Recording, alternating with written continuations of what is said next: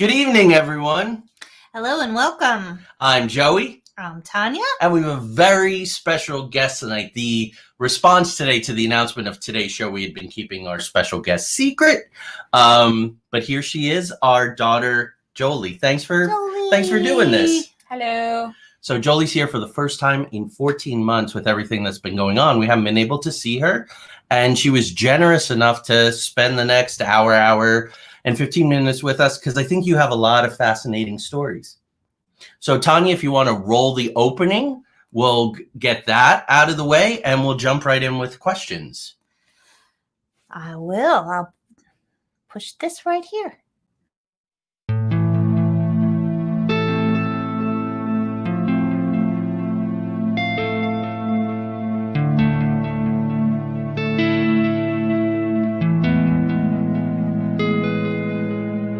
There exists a realm beyond our wildest dreams, a realm beyond reality that the gatekeepers and guardians have always told us consists of nothing but tricks of the eye, weather balloons, swamp gas, sand cranes, fairy tale myths of monsters, crackpot conspiracy theories, and desperate cries for attention. We know this realm exists, and it's just beyond the horizon. The preset path, the well-worn walkways where the cynics want us to stay. Instead, give this a listen. Put on your headphones, adjust your volume, close your eyes, and fasten your mental seatbelts because the twilight-tinged turnoff from reality's alluring highway is looming just ahead. We're about to leave the plane of the easily explained, couldn't possibly be's, and the no way I just saw what I saw's, for the spaces and places where everything is possible, and if you stay long enough, even probable. We're about to take a journey into the outer realms.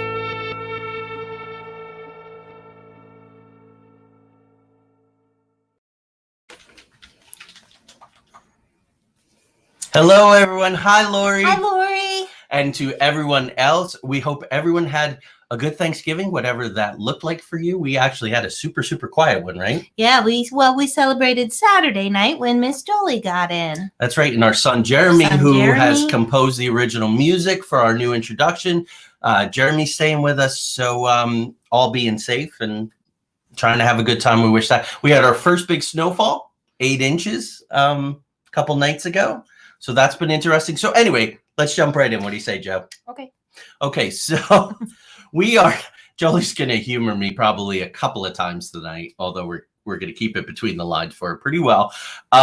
We always ask our guests to talk about how we met.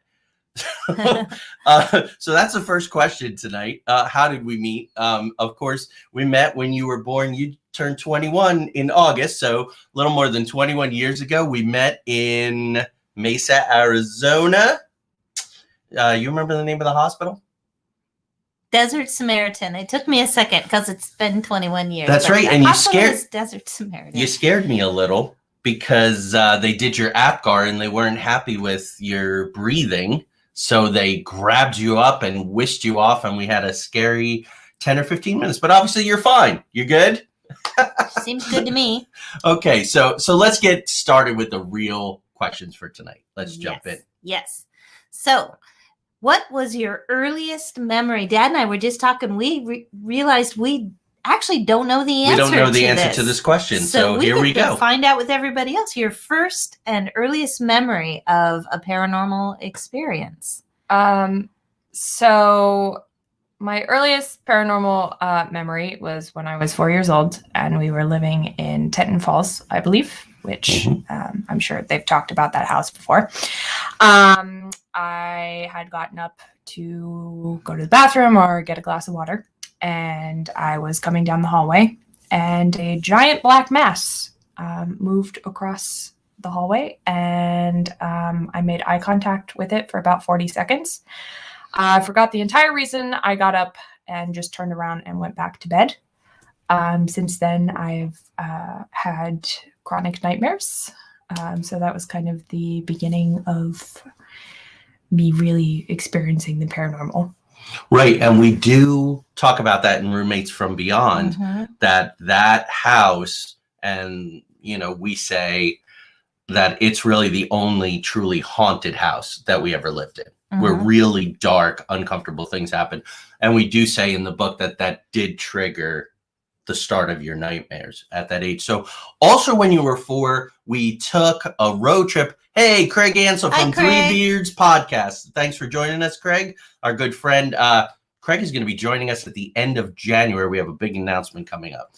But Tanya, you have, I think, the clearest memory of this story of what happened when Jolie was 4 and we were on the road trip. So I don't know. We've talked about it. So I know you have recollection of us telling this story of the Arkansas trip in the Civil War cemetery, but do you have any memories of that, or is it just what you've heard from our retelling of the story over the years? I can picture one mausoleum that I know has graffiti on the side, but that's about all I can remember. Okay. Right. So when we made the announcement for the show today, Jolie is, she's 4 years old, just a little bitty thing. And she's got her hand on a sort of an obelisk monument. And that is in that. So Tanya, you want to tell the story? Tell the story? Sure. So Miss Jolie, like we said, she was 4 years old. We had taken a family trip to Arkansas to visit some of my family. And we were at a Civil War era cemetery, and Jolie began getting really excited. Hey, Kevin. And she said, the soldiers are coming. And she was asking if we could hear the drums. She was hearing the drums, and she was pointing to where she was seeing the soldiers. So that was our first inkling. And I believe this was right before we moved into the Tenton Falls house, because I was trying to remember, certainly by the time things were happening in the Tenton Falls house,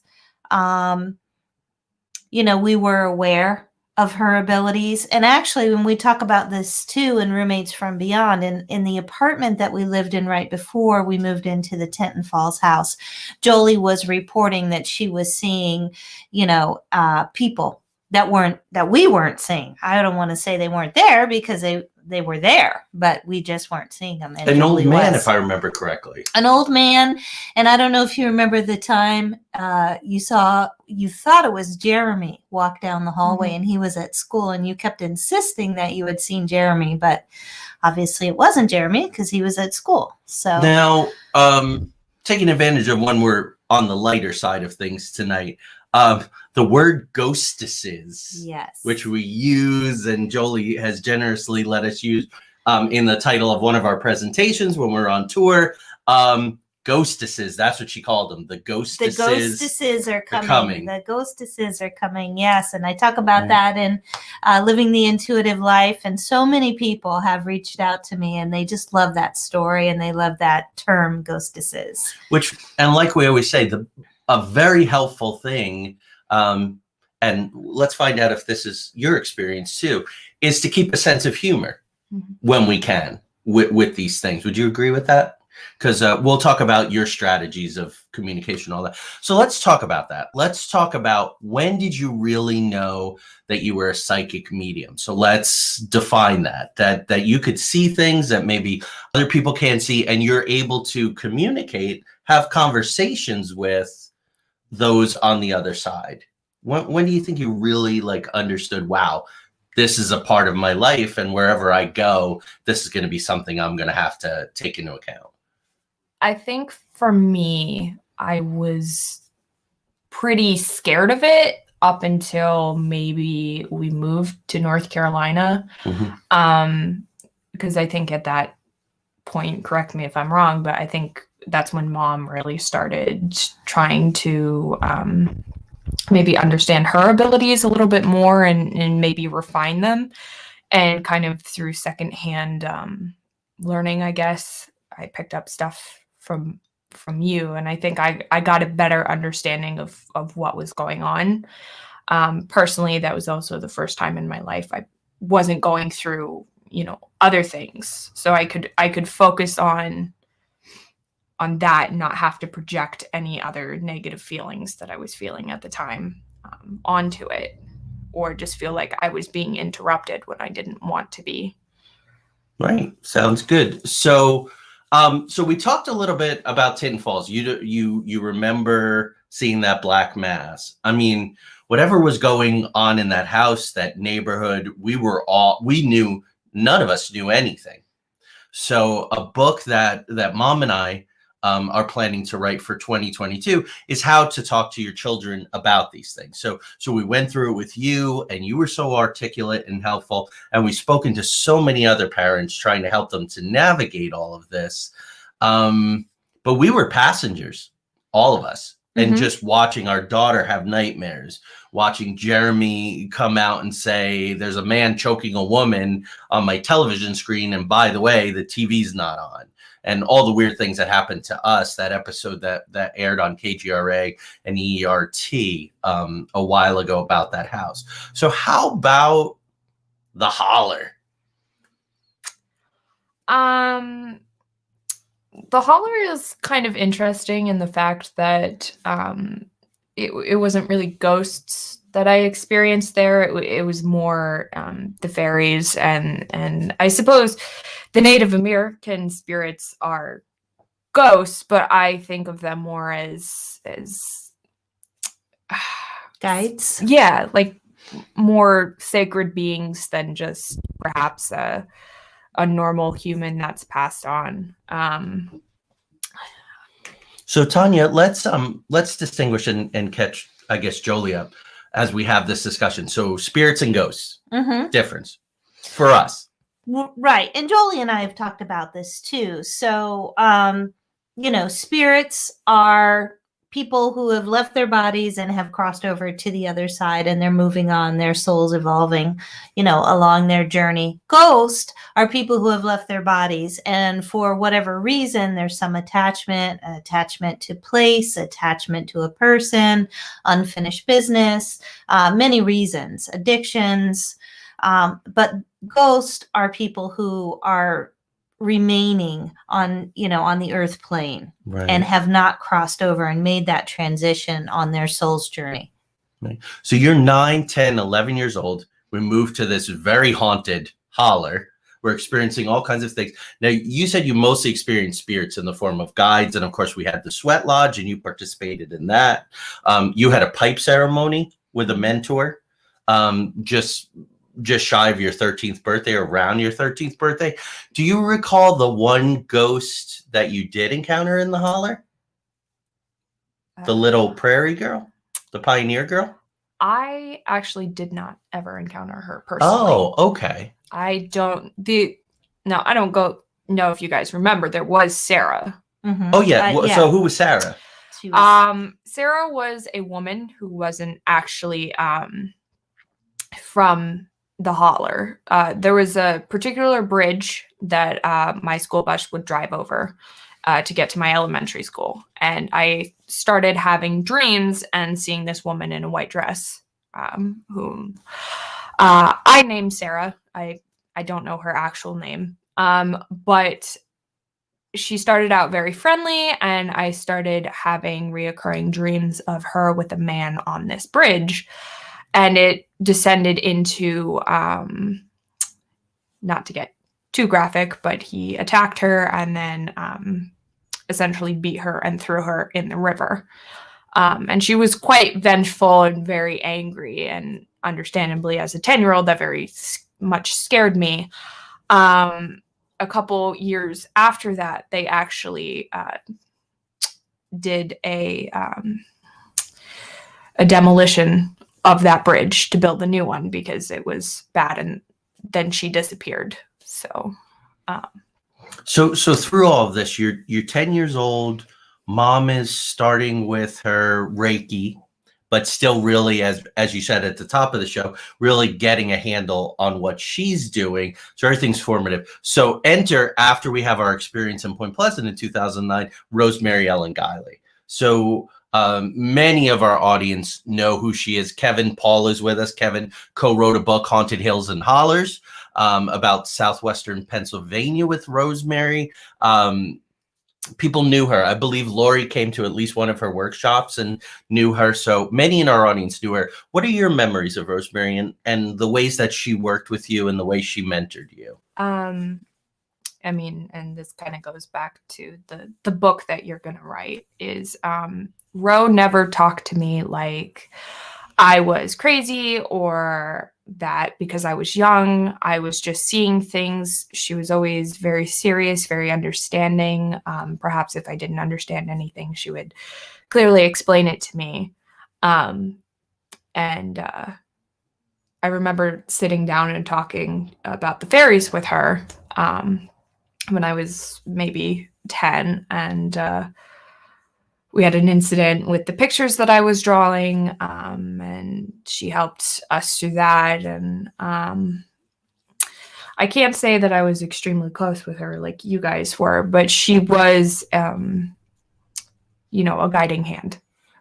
Right. That and reading her books too, as a kind of indirect form of coaching. So. Right. So before we pass it over to Mom for you guys to talk about Beaufort, and that's really where for both of you things kind of elevated. The web comes into the picture. We're going to talk into that. What were your experiences of the fairies? Because Mom and I have talked about our experiences, and I'm not sure I know your direct experiences of the fairies. So you actually have the stick in your bedroom. But there was a particular tree that had a hollow out, and there was this tall, skinny branch with a fork at the top, and I would put it in front of the hole in the tree every morning, and I would go down and it would be knocked over. So I was convinced that it was the fairies, and I knew that there was a fairy queen and that there was a community of fairies living in this tree. And I would just sit and talk to them, and there was like a formation of rocks that just screamed like a ceremonial. Yeah, there was definitely a fairy circle in that area. Yeah. And if you walked a little bit further into the woods, there was the stream that you could sit and like watch the deer and stuff. And it just seemed all a little bit too perfect that everything lined up the way that it did. Right. So yeah, I used to just go and sit there and just. Right. And there was the big flat rock where I would sit, and you spent a lot of time there too. So that's really in the holler. That's where you learned a lot about ceremony. That's when you got your first medicine bag. Antoinette gave you your first medicine bag. And so do you think that for people your age who may want to, or who have the same skills and talents you do, or want to get into the paranormal, how important do you think the understanding of ritual, ceremony, meditation, how has all that helped you navigate this thing that you didn't ask for and hasn't always been like a fun thing for you? As far as importance, I would very much emphasize do your research. And I understand that not everybody's as privileged as I was. My parents had a lot of mentors that, were specifically in what we were learning. So I was really blessed in that. But I'm a strong believer in please don't dabble in things you don't understand, because then you're inviting or asking for trouble for things that you may not want. And so it's very important and crucial. As far as me, when things show up, other earthly beings, when I have like my sleep paralysis attacks and such, my meditation and my prayers and knowing how to get in contact with my guides is of the utmost importance. Because being psychically attacked is perhaps the worst form of attack that you can undergo. And so knowing how to call on your angels, knowing how to put up a protective white light, knowing how to sage or how to ask for guidance from whatever you may believe in, is really important.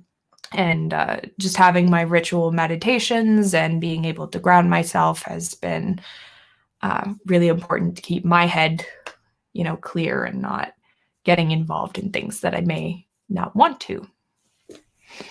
Awesome. So let's just say a quick hi to Cassidy. Hi, Cassidy. And I'm going to sit back and enjoy it. And you guys talk about, you were up to so much, the two of you, in our townhouse in Beaufort. So. Right. So, like we mentioned, I really, we've talked about this before, and Jolie mentioned it a few minutes ago. I was just kind of trying to figure out what I was seeing, what I was sensing. I started seeing spirits, as I've mentioned, after my third Reiki attunement. Rosemary was key in helping me navigate that. But it really wasn't until we moved to Beaufort, North Carolina in 2015 that Jolie and I really had the opportunity to help each other by being able to corroborate what each other was seeing. So for the longest time, she might see something, but I wouldn't necessarily, and vice versa. Maybe we would both kind of sense something, but Beaufort was really it, where we would just sit there. I remember so many nights, Joe, sitting there in the living room, and you'd be like, "Hey, Mom, what are you seeing over there in that corner?" And I'd be like, "Oh, that little boy's over there." And you'd be like, "Yep, exactly what I'm seeing too." But do you want to tell the story about William and how we both looked him up and corroborated what he looked like, and how he came to introduce himself to you? So William was the most involved I've ever been. He was a ghost. With a ghost, and the longest form of communication I've ever had with one.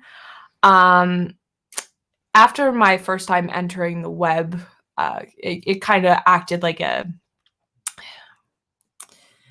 what's the right word? Like an amplifier. Yeah. Everything just kind of opened up. I didn't necessarily ask for it, but it happened, and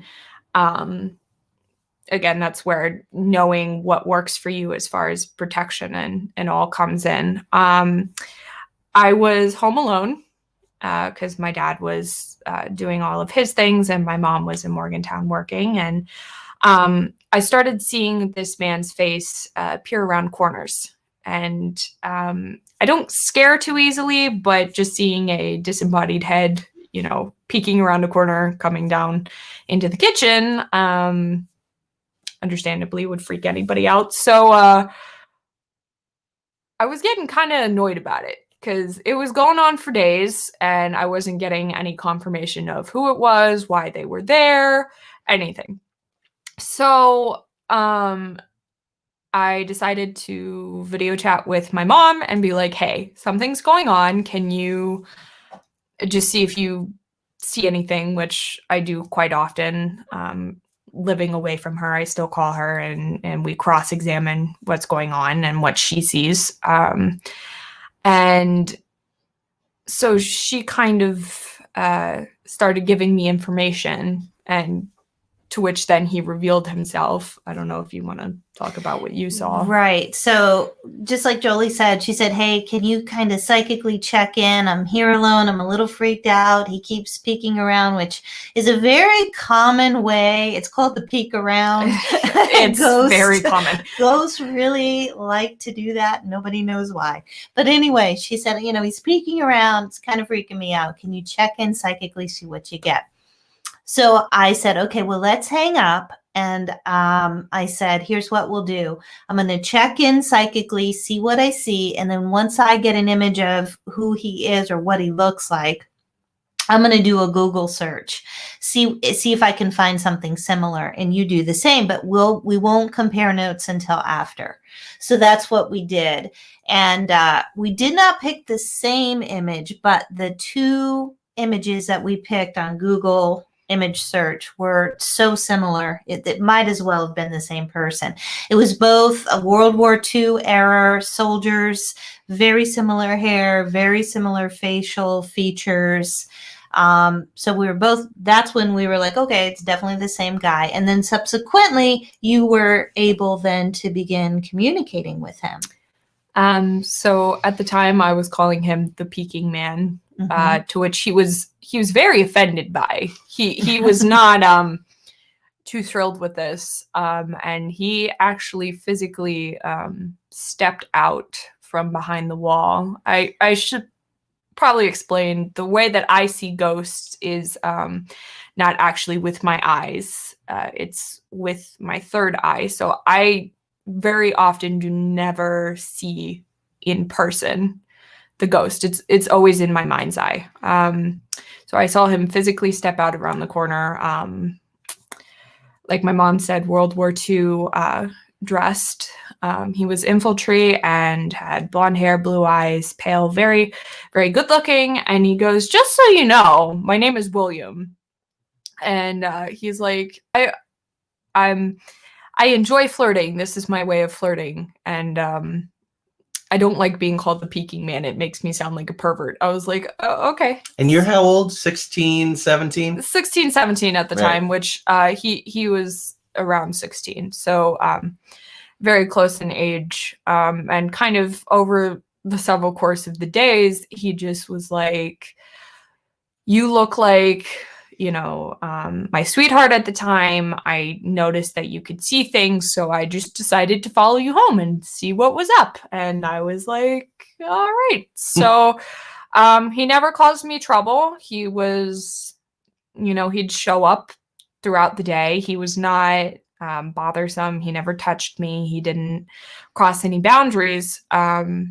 And so we just cohabitated. And when other ghosts showed up, such as Albert, he was kind of almost like a protector and would keep the other ghosts in line that would come to the house because he knew that I didn't want to deal with them. So, yeah.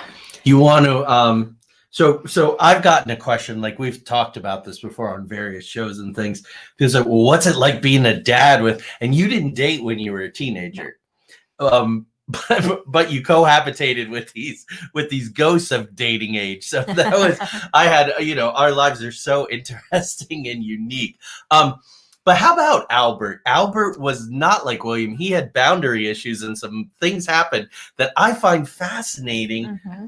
Oops, sorry, Joe. It's why we always say treat those on the other side as you would the living, because they exhibit a lot of the same traits. So Albert had died in the town, and there was the 400-year-old cemetery that I would frequently walk to and take pictures of and just spend time in.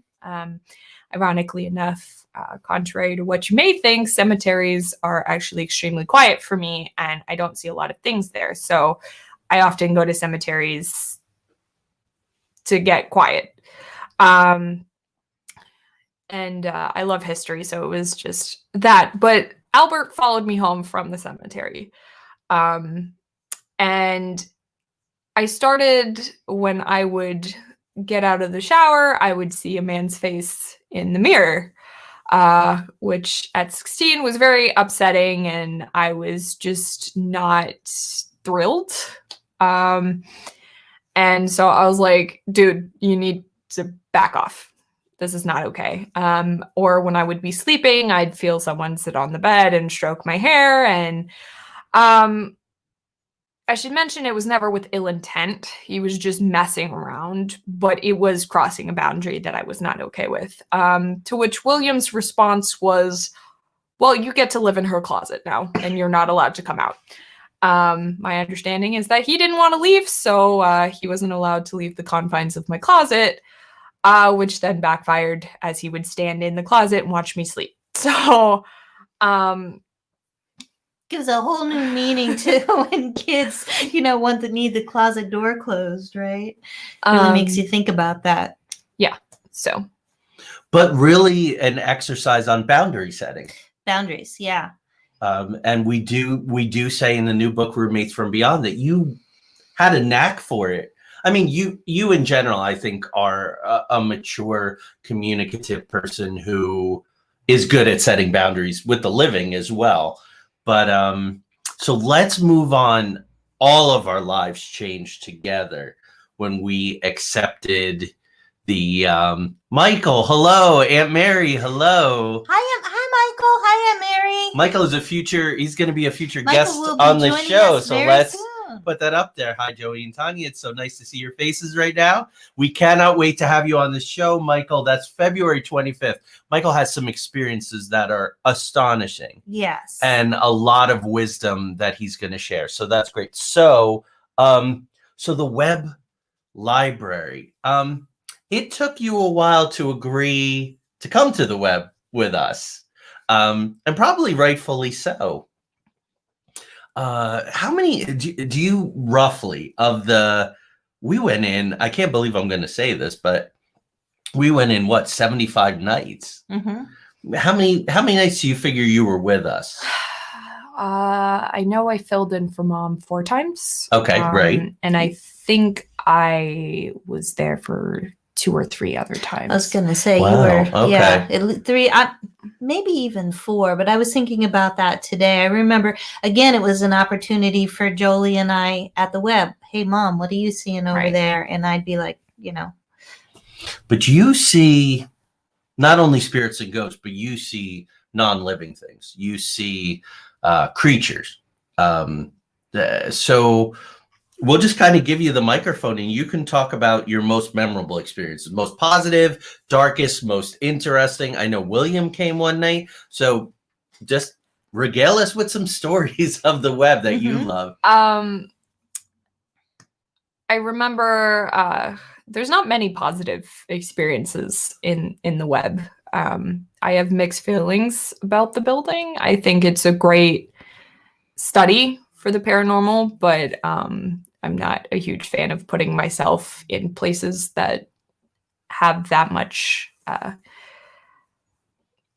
supernatural activity, because I'm still learning how to hone my ability and protect myself and kind of shut it off when I need to. But as far as positive, I remember filling in for Mom one night, and we were in the doctor's, Dr. Thompson's room. Thompson, yes. And he kept showing me yellow flowers. And so, you know, I mentioned it and I was like, he's showing me yellow flowers. And I don't remember the exact reasoning behind it, but I think somebody had gotten married or something and they had yellow flowers at their wedding, and somebody had passed and they couldn't be there. So that was nice to be able to do that, because I had heard Dr. Thompson had done stuff like that with my mom. And then also a really cool experience was a woman showed me a picture of what she thought was a ghost. And she was like, do you get any read on this? And I said, well, I think it's an older woman. And I described it and she said, oh, that's my mother. And she got really excited and she hugged me. So I don't like to put myself out there as a psychic medium, but those moments where you do help people connect with people that passed is a nice experience. As far as my most negative would be the wraith. I guess would be the best way to describe it. It was this bone-like creature that had this really pale, taut skin that almost looked like it was taut with the bone structure underneath, and it crawled backwards and its head was like turned around, and I could hear it moving. It was quite disturbing, and it crawled on the ceiling, and that was kind of my real first experience with an interdimensional being. I'm not sure if you'd classify it as a cryptid or what you would classify it as, but I did not enjoy this being. And then there was an incident with what I believe to be a trickster spirit. It was this man in a suit, and he was beckoning, trying to get my dad into the bad part of the portal hallway.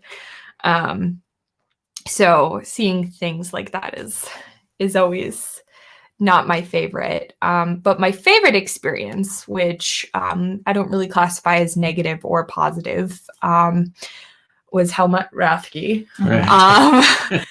I love history, particularly World War II, and I was not aware of the whole U-boat situation off the coast of North Carolina prior to any of this. So there was the library, and there was a picture of Helmut Rathke's U-boat.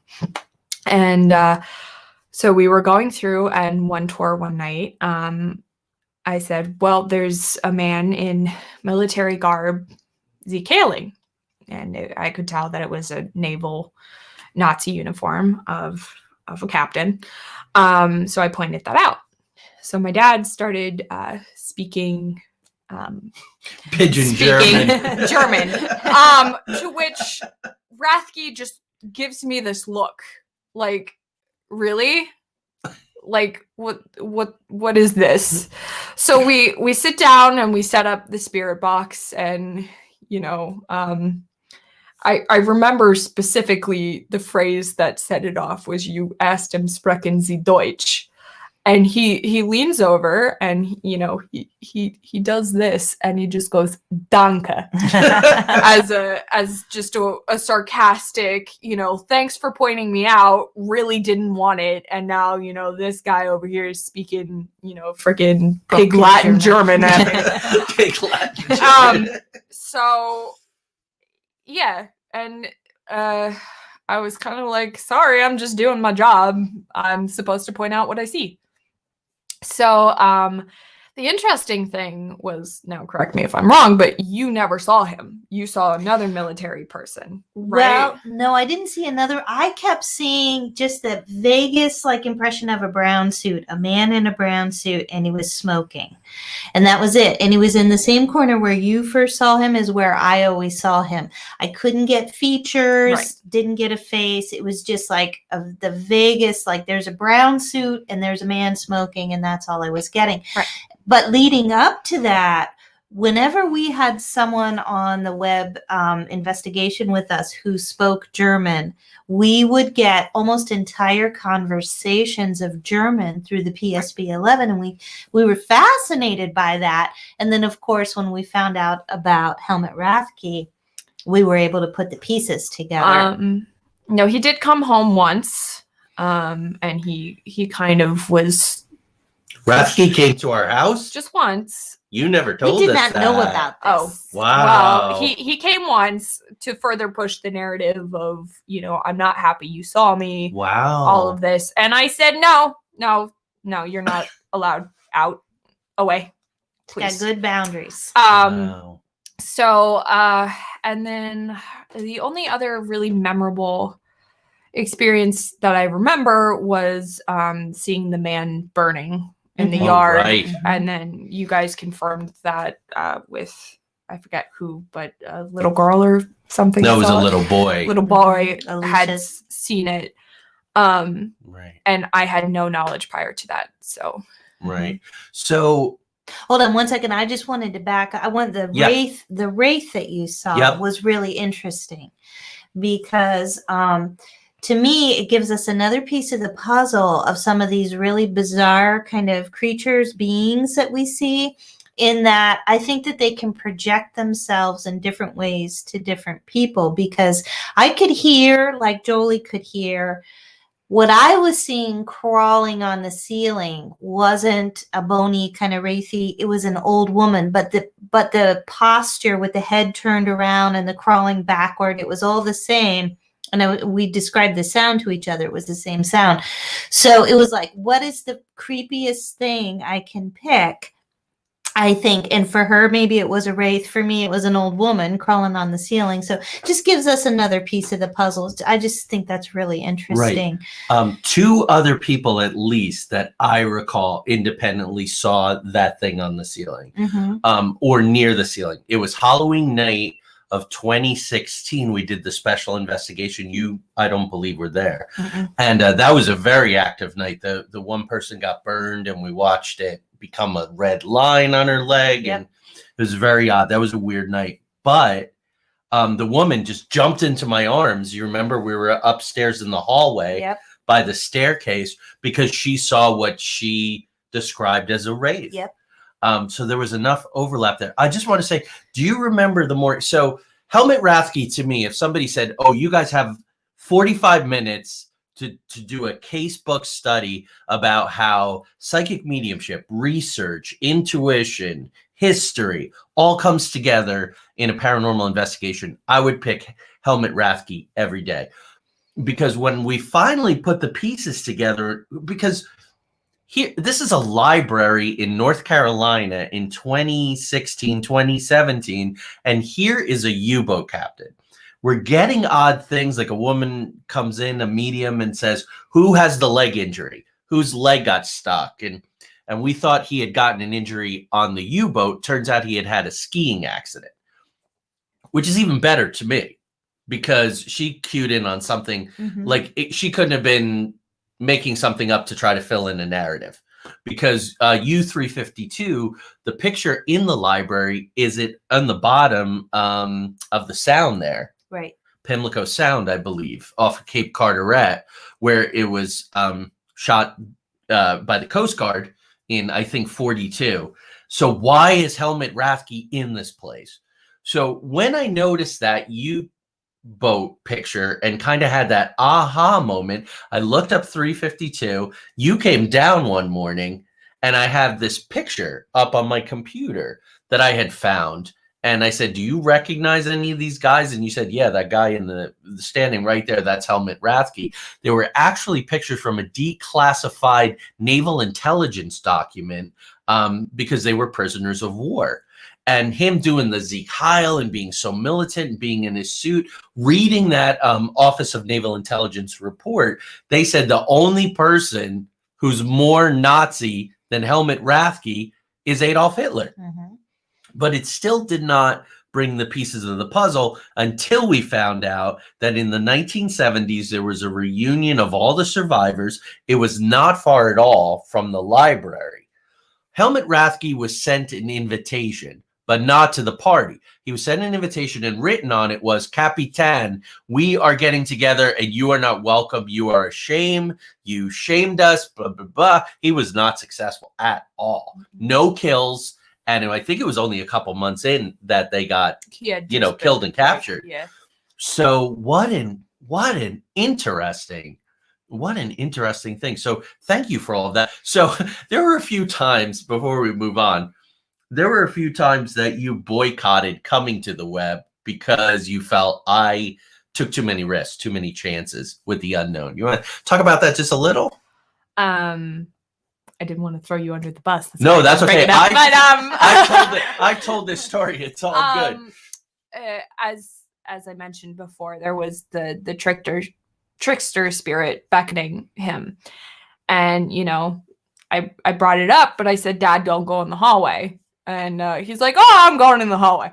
So I'm like, seriously, don't go in the hallway. I'm sure they describe it in the book, but you could feel the physical change just going up the stairs from floor 1 to floor 2. And I already felt sick being up there, which was part of the reason I didn't like going even near the building, but especially up in the epicenter. And I always refused to go anywhere near the second hallway. Even the room next to it, I didn't want to go past a certain point. And he did, and the trickster ran directly at me, and he was screaming, and he was grabbing the sides of his head. Think the painting, the scream. And it just screamed in my face, and I got this intense pain, and I just felt instantaneously drained.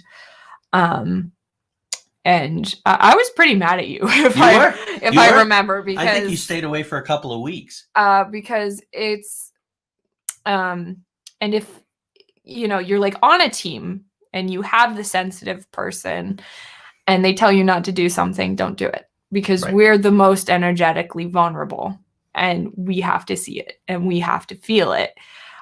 So I would really stress, don't push the boundaries past what the sensitive person. I think everybody's sensitive, but perhaps not everybody is quite as tapped in or tuned in Um, And at that time, I was yet to see a disembodied spirit. right. So yes, my solar plexus is lighting up and all, but that's much different than seeing something. And so that was a great learning opportunity. And I'm sorry that it was at your expense.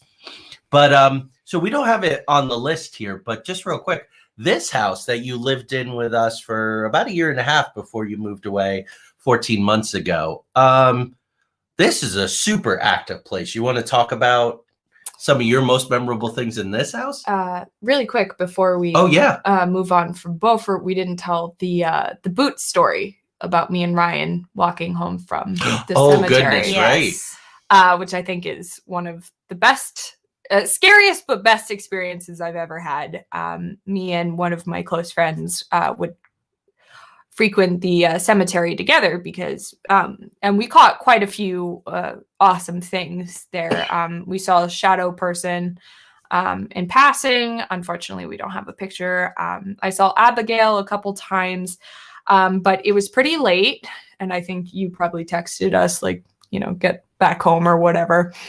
And so we were just walking back normally, and we didn't live that far. It was like 2 less blocks. than No, it was like 2 a blocks. block and a half. So we're just taking our time walking back, and all of a sudden we hear thudding, and we are looking back and are like, okay. So we speed up a little bit, even though we couldn't see anybody. It was dark, like, oh crap, here's like 2 kids walking, and it was a tourist town, and the tourists and stuff would come, and it wasn't in the off season, it was in the on season. So we were like, okay.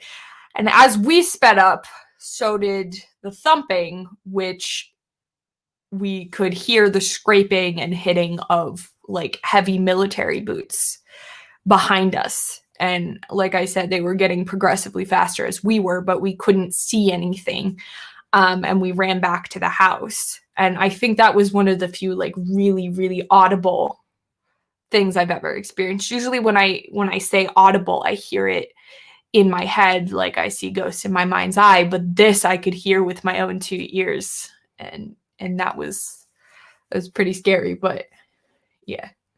Wow. So you mentioned Abigail. So Abigail is the Little Rum Girl. Mm-hmm. Very long story short, because we still have very interesting things to talk about with you, but she wanted to visit her family. She lived in Beaufort, seaside town in North Carolina, I believe in the 1700s. I think it was 1700s. And she really wanted to visit her family in London, and her mother was worried because sea travel, that's a huge commitment. You're gone for a long time, and conditions on ship are not great for a little girl. But I think she turns about 10, and her father's kind of pushing for it. He was a rum dealer, and he had business over there. So the mother gives in, and she says, just promise me that you'll bring Abigail home. So they go to London, has a fabulous time. Everything's great. He makes his rum deal, loads up the ship. They're coming back, and she gets the fever. And he locks her in a cabin, and she dies within a few days. So he knows his promise to his wife, so he seals her in a rum cask, and that rum cask then was buried in the old burial grounds in Beaufort, North Carolina. Now, it was said that to adults she would look very scary, but to kids she would look like a kid. What was your vision of Abigail? We would frequent and bring little tchotchkes and things for her, as you did, because she's a little girl, and that was kind of just, she expected it at this point. It's been a couple hundred years, and there were hundreds of toys on her grave, yes, always. Yeah. So we'd show up, we'd put it, and if you didn't put it immediately, you could see her at the gate, like expecting it, like put my stuff down, then you can go do whatever. So yeah. She was always just this cute little girl in a white dress, and she was very uppity and very, I want my trinkets, and then you can go. So. And I did see her, and I was gonna ask. She did try to. I mean, she looked scary, but I wasn't scared. And I was like, I know it's you, Abigail. So, but I knew that she tried to present herself as scary and to adults. We've kind of talked about this too, like ghosts will show up and we're just so used to it and they try and scare you and we're like, yeah, okay, whatever, dude. But initially at the web, like some of my first experiences were spirits coming and screaming in my face, similar to what you talked about. And that's where I really had to learn not to let myself be intimidated, which was really good because my entire life I've been sensing things and hiding under the covers and sleeping with the light on. And that really allowed me to, get a little more brave. And I think for you as well. Right. So before we move on to the house here in Eastern Ohio, we don't talk about this, but unfortunately, the last year that we were there, some teenage boys, and I don't know if it was an initiation, a hazing, a dare, it's immaterial, but they broke into the old burial grounds after hours. And I'll just say, without going into detail, that they desecrated her grave in a couple of different ways. And that changed a lot. It changed the flow of the energy. So it's important, all these shows are on television and everybody wants to be, I really despise the term ghost hunter or ghost hunting. I find it incredibly, like if you said, I'm going to go out, like you're a teenage boy and you go out, I'm going to go girl hunting tonight. You may not mean anything about it, but there's an implication. And so everybody wants to go out and go to haunted places. And the story of Abigail is very famous on the Crystal Coast and the Outer Banks. But that was terrible. That was tragic. Oh, yeah. That was absolutely tragic. Yeah. So let's go to Levittsburg, here where we live. So I was home alone quite a bit because you guys, would travel for different events and things that you were doing. And the owner of this house was, or I'm not sure if he's still here, but he was not thrilled with us being here, or he didn't like what we were doing. In particular, I would have like Japanese fans or anything on the walls, and because he was a World War II vet, he would tear that down and be like, I don't want that on my walls. And I'd be like, well, it's my space, so it's going up on the walls. Or he would, there is a door to a sun porch, and he would just pop his head, right in front of it when I was at the fridge, which is right next to the door. He would slam stuff, or one particular incident, it was the last night that I was home, nothing had happened, and I think he intentionally waited. I was going to bed, and I heard boots thudding right outside my door and like the dragging of a canvas bag outside the door. And I was like, all right, really? Like I said, I don't get scared often, but having a random face appear or a thudding noise or something like that, surprises me. It doesn't necessarily freak me out. I do remember when I would play like 1920s music. I think it was a residual haunting, and the trigger for it was the old music. There would be a lady in a yellow dress that would dance back and forth between the living room and the dining room, especially when we first moved in and the French doors were open. She would like twirl and dance back and forth between them. I tried to communicate with her a couple times and nothing happened. That's why I think it was residual. And I've seen her twice, and I don't see them in my mind's eye. I rarely see, but when I do, I see them. They're there. Yeah. Very interesting. So let's, do you have more about Levittsburg? Not a lot. Okay. Let's, we have a first-time listener, so let's welcome Dale. Hi, Dale. To the show. Thank you so much. And Dale says, lifelong experiences with the paranormal. When I was young, I thought that everyone could fly. Nope, just those of us who experienced out-of-body experiences. So, Dale, I am an astral traveler. It's, I guess I came to it pretty late in life, or understood it. I guess it's been about 20 years now, and I'm 52. Have you had experiences with astral traveling or out-of-body experiences? Not in the more traditional sense. In regards to like William, he showed me how he died. So in my dream, I was him, and I was shot in the chest and experienced dying. Wow. Sarah, I also had that experience. So the man grabbed me, did his way, and I felt myself being beaten to death and then thrown in the river. Wow. These are the most common dream experiences I have, which is experiencing the way that they died in my dreams. And yeah, so. Reminds me of Alison Dubois in the show Medium. That's how her experiences would come through. Hi, Julie. Hi, Jolie. And Michael says, jealous. That's one thing I've always wanted to do and haven't been able to do. So if you're talking about astral traveling and out-of-body experience, Robert Moss with his lucid dreaming exercises, that started for me in 2002, but I brought back some things inadvertently. Tanya's had to do Reiki treatments on me before I really learned. You really got to suit up in a protective white light when you do that kind of thing. But I feel pretty blessed to be able to do it. Yeah, I find the Hemisync meditation from the Monroe Institute. Hemisync is you listen to a slightly different tone in each one of your ears, and it creates a singular tone, and it creates a brainwave that is really conducive for astral traveling, for any kind of meditation, really. And I use that very often when I'm either trying to connect with spirit guides or have an astral body experience.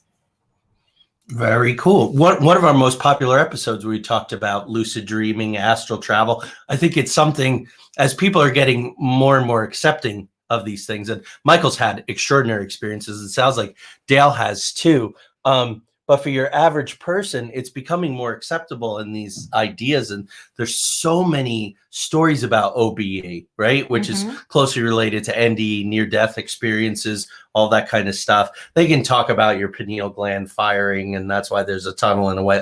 I think that there's something very real to these parallel dimensions that we're working on. As a matter of fact, next week, our episode, you're going to do a regression hypnosis live with me. We're going to try to bring you more of that kind of stuff. We're experimenting with more things like Este's method. It's time for us to up our game now that we have a solid foundation. So we're going to try that next week and go back to the early 1700s and see if I can find anything there, because that's a time I write about and talk about all the time. But let's, Tanya, that's for you since you've moved out. Yeah. But go ahead, Tom. Recent experiences in your new home in New Jersey. So it was quiet for the first year, and in the past couple months, it's been ramping up. My mother discovered that we have a portal in our hallway.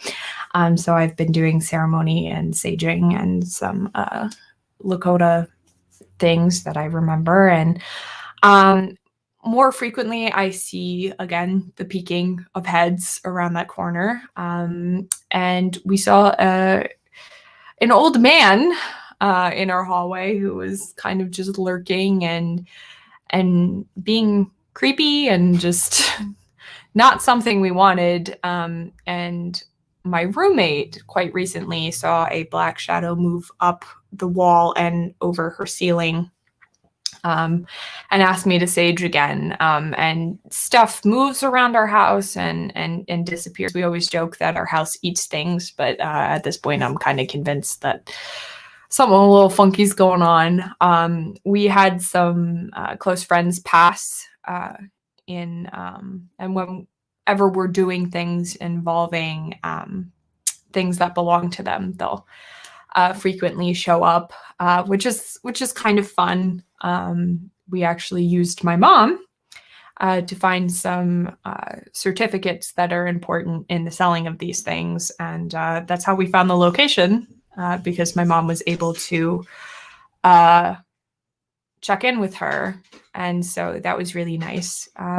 But did you find those? Because I haven't talked to you since then. We did in the chest of drawers. So awesome. Pretty cool. Hey, I know some pretty cool people, don't I? I keep the best company. I have to say, I love it so much. Of course, you always want to hear from your daughter, right? I mean, all moms do. But I love it so much when Jolie calls and she's like, hey, can you check in on this for me? Or can you send Reiki for this or whatever? I love that we have this connection, this, this common experience between the two of us. I wanted to mention, too, going back to the web, I think up until that point, I had always kind of been a little skeptical about the things that I was seeing.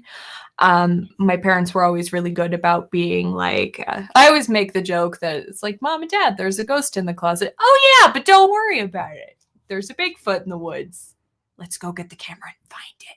And then my Mom, what if aliens abduct me? You want the aliens to abduct you. But they were always really, really good about, never saying like, oh, you're not seeing that. Oh, it's not real. Because as a kid, that's really disheartening. And it was more just what I saw in media. And I would frequently watch those ghost shows and be like, well, like I'm sure some of it's real, but I'm like, some of it's probably staged. But when I would go and say, hey, Mom, what are you seeing? And it was the exact same thing. And there was absolutely no way that we could have done that and just seen the exact same thing. I went, well, there's something to this. And I remember particularly we were in the children's room, and it was a very specific hand motion. I don't know if you remember, but it was somebody doing this, which is such a specific hand motion.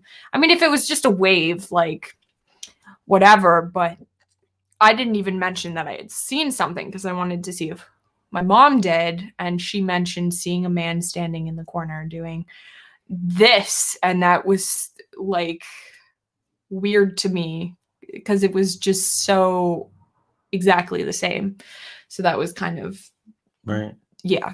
So it's obvious that you know so much, a lot of skill, and you're gonna do some stuff with it. So we picked you up over the weekend, and you said, "Hey, I'm thinking about doing a blog or a book." So tell the audience what that plan is about, what your goals are for it, and chip off the old blog.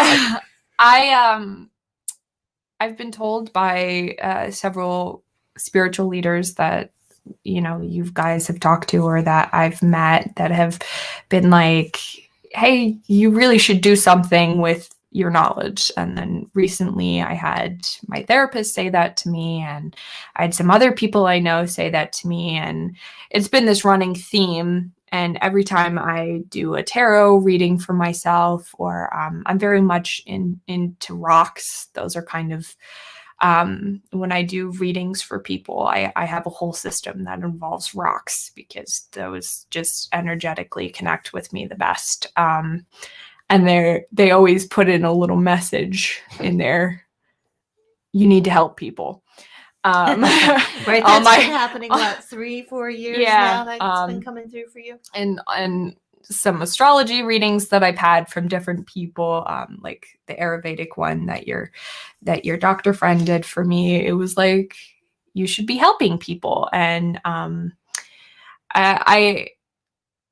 was kind of like, okay, well, the universe is repeatedly telling me to do this, and I'm not quite sure if I want to do a blog or a book or that, but I feel that, I might be doing myself a disservice by just completely, ignoring my gifts, and just, I feel like maybe even documenting them could be healthy for me. And if I can help people along the way without having to directly be a professional psychic medium, then it's finding the good balance of not wanting to do it professionally, but also not completely ignoring your gifts. Mm-hmm. Awesome. So you're, as we were sitting for the show tonight and she saw the ticker scrolling across, she said, oh, psychic medium Jolie Madia. So this is kind of like your big outing in a way, publicly, but amongst your friends, people close to you, I mean, you have 3 housemates who obviously are participating in this experience and all. Do you think that it's becoming more accepted, and do you get a lot of pushback, or do you get more interest, or is it, what's your experience as a 21-year-old? I've noticed a lot of my friends think it's really cool. That's awesome. I've only had a couple of my friends who are just very set in stone skeptics, or not skeptics, I forget. Cynics. Yep. They just don't want to believe it, and that's fine. My stance on that is I think it's healthy to discuss with believers, cynics, and skeptics in a healthy sense, not to argue, but to discuss, because, maybe you can learn from each other. I think that's an important thing in all aspects, in all topics. But I think a lot of people are interested and think it's really cool. I will say I don't quite like when people are like, hey, can you contact my dead relative? And you have to, explain to them that's not what I do. That's not, personally, I've never been able to just reach out to the other side. I only see beings that want to present themselves to me or are on this plane of existence. Or I'm not quite sure how it works, but I hope that's clear. I don't mess around with Ouija boards or automatic writing or any of that. I just see what I see and I relay it usually back to my parents, because I just that. So it's usually very positive. Some people can be a little insistent and they'll send you just random pictures of things and be like, this is a ghost. And I'm like, yeah, I think that's a light, but letting people down gently, and not making them feel like you're gaslighting them or anything. But usually very overwhelmingly positive, and that's awesome. That's great. I've maybe only had 1 or 2 people think that I was like evil or something because of the things that I've seen. And that was just people, I think, that were scared of it or felt really uncomfortable with it. And I don't necessarily blame them for that if you don't necessarily understand it or have never been exposed to it or just don't wish to be exposed to it. So yeah, that's cool. So let's say hi to our good friend Rachel. Hi, Rachel. Nice Rachel, to see you. Very talented palm reader. We were lucky enough to have her on the show. Oh, talk about doing the work live, unrehearsed. Rachel did a palm reading for me. That was back in the summer. It's made a big difference in my life. Just kind of honoring my life path and knowing about some past life experiences and how to navigate this one for a better result. So Rachel, thank you. We'll have to have you on again, maybe in the summer again. That would be wonderful. So final question for Jo. Yeah. So what advice would you have for teenagers and young adults who are, maybe they're just starting to experience things, maybe they've been experiencing things, but, just sensing and maybe even seeing ghosts and spirits? What would your advice be? I would say definitely don't be afraid to speak up. Find somebody that you trust and be vocal about it. Because if it is something that could negatively impact your life, you don't want to just leave it to blow up. I think do your research, like I said, find ways that you can protect yourself. I really like the envisioning of white light. I feel like that goes back to Antoinette and I quite often ask for her to come among my spirit guides. I ask her to come and help me out. And I found having an altar with things that I have a crucifix, and I have some Native American statues, and I was gifted, I don't know if I told you guys about this, but a Native American carver from Arizona gifted Aaron specifically for me a set of carved horses. That lovely. she blessed. Nice. I love that. That sits on my altar, and I also have something similar to that. That was a wolf that was gifted to me at the Sundance that we went to, that Jonathan invited us to. And I have my horse hair and some deer bones and the rocks that are most important to me, and some Hindu stuff, some Buddhist stuff, and just a wide variety of things that I believe in and have faith in. Not necessarily religious faith, but protective faith.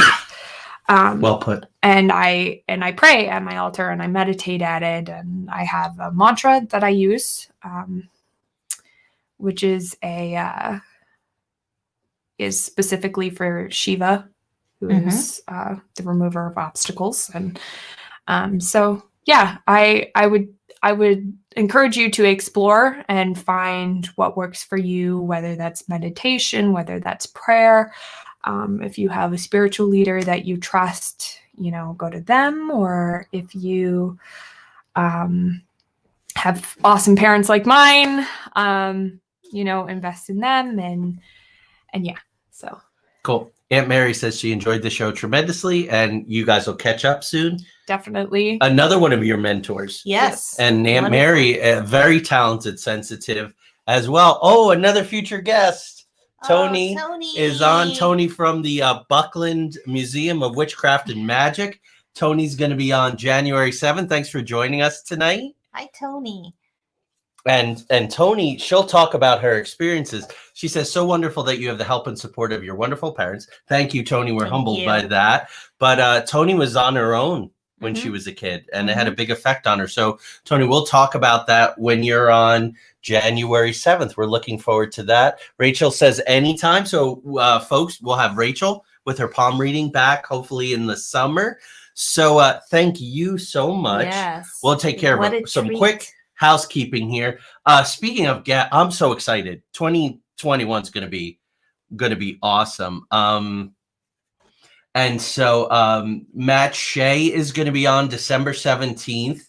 Matt is an author and investigator, and that's wonderful always to talk to fellow investigators. Yes. Matt's written some terrific books on Christmas Eve, and remember, these are archived, so we know people might be up to other stuff, but we're going to be talking about Christmas and the paranormal. Everything from Krampus to the tradition in Victorian England of telling ghost stories that spawned Charles Dickens and A Christmas Carol and all that. January 7th, Tony Rotunda. January 14th, Wasp Paranormal, Chris Harmon from Utah. That's going to be awesome.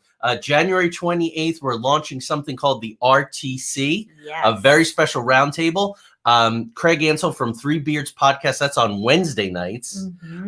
They do back-to-back guests, I believe, starting at 7 o'clock on their Facebook page, Three Beards Podcast. And by the way, Craig, I love the code name that you picked out for me. Oh, right. So we're going to be launching this RTC, which we'll tell you about. But we're going to talk about the Denver airport, right? The architecture, the weirdness, underground stuff, crazy paintings. That's January 28th. February 11th, Erica Nelson. Can you tell the audience about Erica?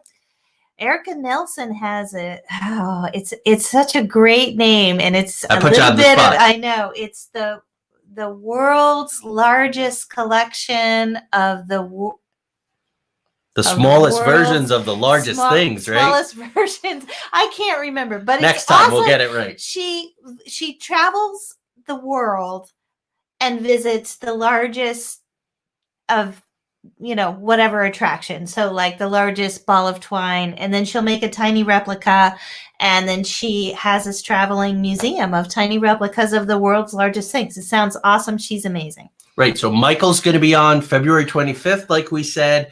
And Michael has had extraordinary experiences in his life. So mark your calendar for all these people. They're all extraordinary in their own ways. And March 25th, Tanya's birthday. Barbara Mango and Lynn Miller, colleagues of Brent Rains, a very trusted mentor. We just did an interview with Brent for Alternate Perceptions. He'll be posting that, I think, this coming week. But Barbara and Lynn have a new book coming out. They're both sensitives, well-read, really know their stuff, and we'll be moving forward from there. So we also have, if you notice on my head, hard to see, but we have merchandise now. So we have Into the Outer Realms buttons, and we have refrigerator magnets. We have a huge collection of refrigerator magnets, and decal stickers. You can put them on your car. You can put them on your equipment bag when you're out in the field. So Tanya's going to be launching a website soon, which will have a store. But if you absolutely can't wait, or you know a paranormal enthusiast in time for Christmas, private message us on the Into the Outer Realms page here on Facebook, where we are right now, and we can get you some merch direct. So I think that's everything. Jolie, thank you again. We learned things that we didn't know. I know you didn't want us to make too much of a deal, but I am extremely proud of you. So that's everything, folks. Hello there. One final person checking in. And we will see you next week, where I will be going live under regression hypnosis. No rehearsal or anything. Lori says, thanks, Jolie. Really enjoyed your talk. Take care and stay well. Love to you all. Love you, Lori. Love you, Lori. Good night, everyone. Good night.